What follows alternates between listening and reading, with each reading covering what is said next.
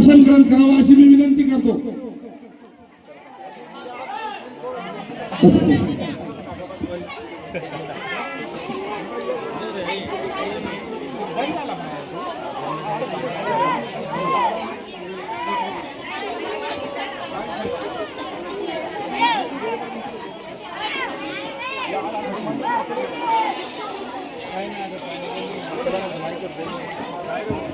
सर्व मंडळींनी पुढे येऊन बसन करावं, सहकार्य करावं. 15 मिनिटाचा कार्यक्रम आहे, पावसाचं वातावरण आहे.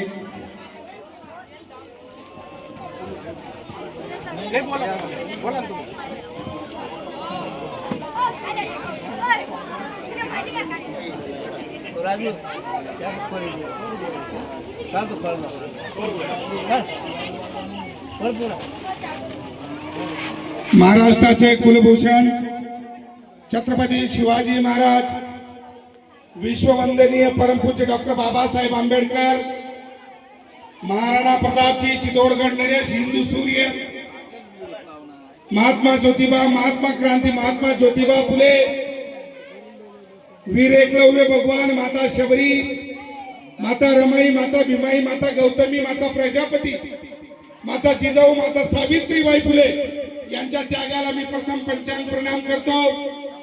आज आपल्या या सावळखेडा गावात, पारोळा तालुक्यात आणि या जळगाव जिल्ह्यात या ठाकरे कुळाचा झेंडा लावलेला व्यक्तिमत्व लोटन धुपा ठाकरे, एकदम जोरदार टाळ्या जाऊ द्या. कारण साहेबांचा पुनर्जन्म झाला असं म्हणायला काही हरकत नाही. साहेबांच्या बॅनरवरच लिहिलेलं आहे, गलवान के बलवान, गलवान के बलवान.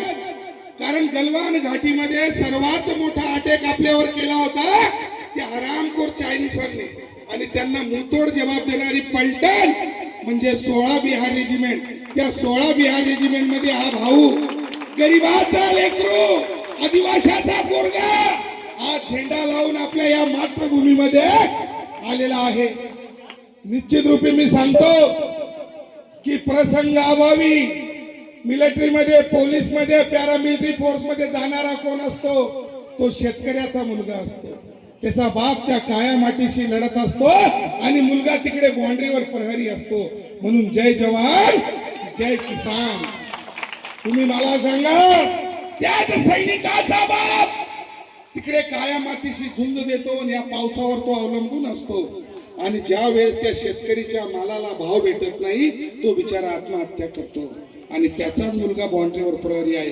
3 वर्ष तर 2.5 वर्ष या महाराष्ट्रावर, पूर्ण भारतावर कोविड सारख्या बिमारीने थैमान घातलं. IPS असतील, IAS असतील, कलेक्टर असतील, आमदार साहेब असतील, खासदार साहेब असतील, मंत्रालय असेल, सर्व ठिकाणी ताला होता.